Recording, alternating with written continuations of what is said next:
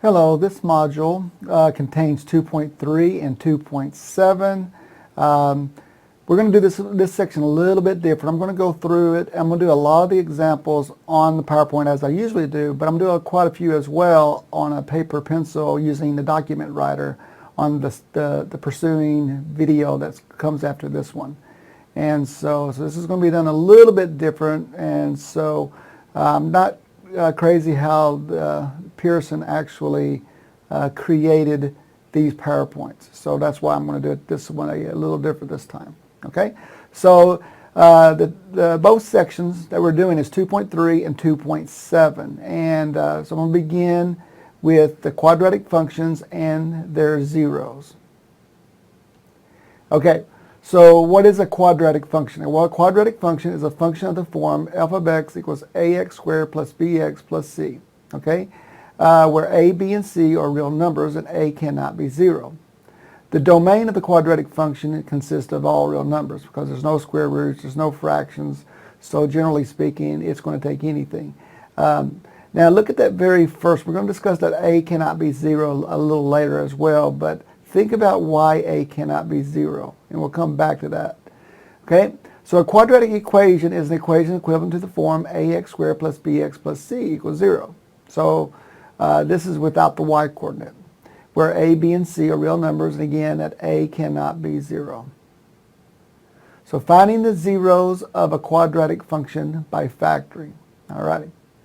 So we're going to find the zeros of a quadratic function by factoring. Find the zeros of f of x equals x squared plus 2x minus 15. Okay? Well, list the x-intercepts of the graph. This is one of those problems that we're going to do in the next one, and we're going to do a few others, but I wanted to show you what we'll be doing here. Okay? Find the zeros of this function. How do you find the x-intercepts? Well, what you're going to need to do, when we do it in a minute, we're going to set the y-coordinate equal to 0. And solve for x. And we're also going to see what the graph looks like on some of these as well. And then find the zeros of a quadratic function. So this is another example. So in my next video, I will be doing these two examples. So right now I'm just getting the highlights and showing you what the examples are going to be. Okay? So the next thing we're going to be doing is finding the zeros of a quadratic function using the square root method. And again, we're going to do this kind of the same. I'm going to give you the idea, and then I'm going to follow this video with a few examples. So if you're looking for the concrete examples, the next video is what you're going to be looking for in this case.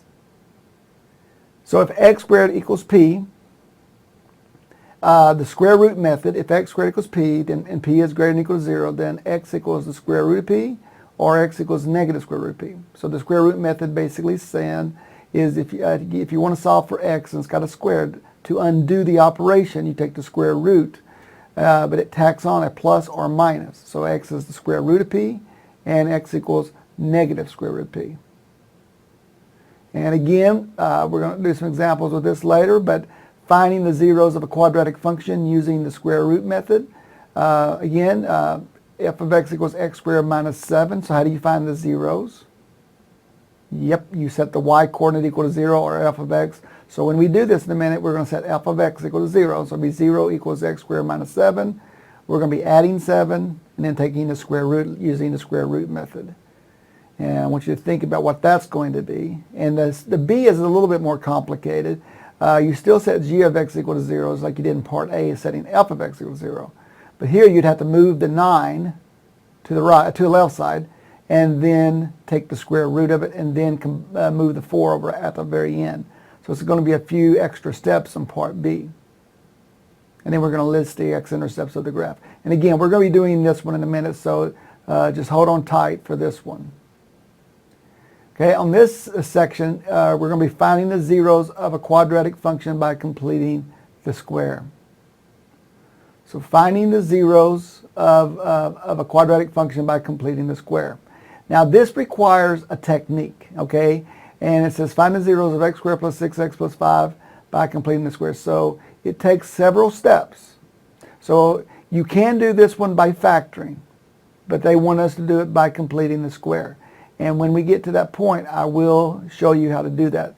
But to find the zeros, you do the same thing. You set f of x equals 0, and then you'll move the 5 over, and you'll have to take half of the 6 and then square it. But again, I will show you these steps later. I wanted to show you all the different things, okay?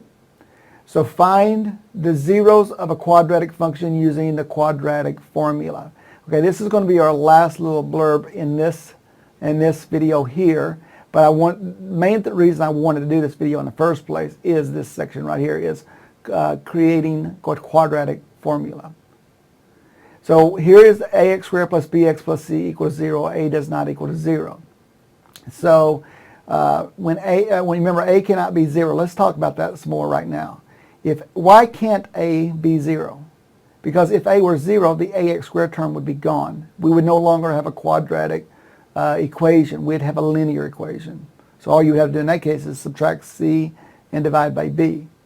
But this is not linear because a cannot be 0. So that was the reason a can't be 0, because it would no longer be quadratic. The leading term would be gone.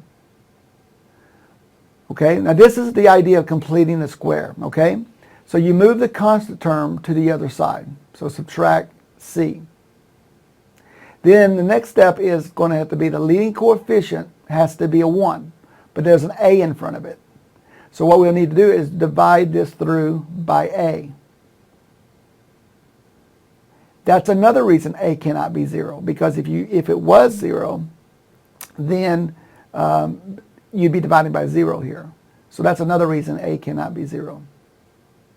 So you have x squared plus b over ax equals negative c over a.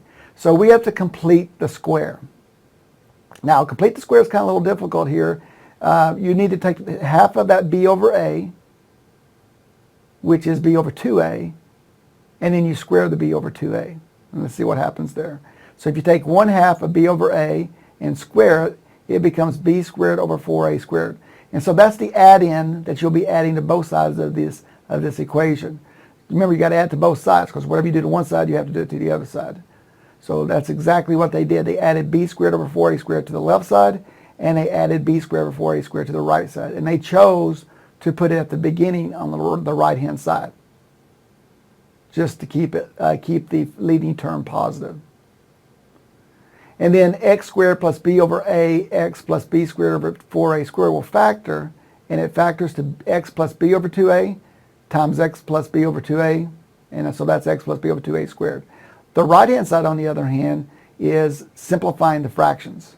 There's 2 of them, and so they put them under one denominator, and so the c over a that trails everything will have to have a common denominator of 4a squared, and so that's why the 4a is tacked onto the c on top. So it's b squared minus 4ac over 4a squared. And so now we're using the square root property. So we have to get rid of the square by taking the square root of the other side, but remember that tacks on a plus or minus. And then what we do then is take the square root of 4a squared on the bottom. The square root of 4a squared is 2a. The square root of b squared minus 4ac, can't do anything with that. Cannot be simplified. It should be looking very familiar to you by now, because if you move the b over 2a to the right-hand side here, and then put the 2 fractions together, what do you get? You get the quadratic formula, which most of you guys memorized when you were still in high school. But that's how the quadratic formula comes about. It doesn't come from somebody just making something up. It comes from the general equation ax squared plus bx plus c equals 0, and then using the process of completing the square and to generate the quadratic formula. So that is how it comes about. Now, I'm not going to hold you responsible for this proof, but this is the proof of the quadratic formula, and so that's how this works. Okay, so and here it is all put together. So consider the quadratic equation ax squared plus bx plus c equal to 0, where a does not equal to 0, and b squared minus, if b squared minus 4ac is less than 0, the equation has no real solution, because the under the radical would be negative. And if the b squared minus 4ac is greater than or equal to 0, then there's real solutions, and they're given by this quadratic formula. Okay, and then the inside is called b squared minus 4ac. That's called the discriminant, has a special name, and we'll talk about this on the next slide here. So the discriminant of the quadratic equation. For the quadratic equation, ax squared plus bx plus c equals 0. If the discriminant is positive, then there's two unequal real solutions. Therefore, the graph of f of x equals ax squared plus bx plus c will have two distinct x-intercepts. So remember, this is a graph, and it's actually the name of this graph is called a parabola. If that discriminant is positive, the graph is going to hit the x-axis 2 times. If it equals 0, the second one, then you're going to have a repeated solution, and so there's only going to be one x-intercept. But if it's less than 0, the third one, there is no real solution. Therefore, the graph of ax squared plus bx plus c will have no x-intercept. Now remember, as you have drawn parabolas in the past, not all of them crosses the x-axis. The ones that don't cross the x-axis the reason they don't cross the x-axis is because the discriminant here happened to be negative. So this concludes this video, and like I said, I'm also going to be doing another video that follows up this by doing a lot of examples from this very section here. So if you have any questions on this video, let me know, and have a good day. Thanks.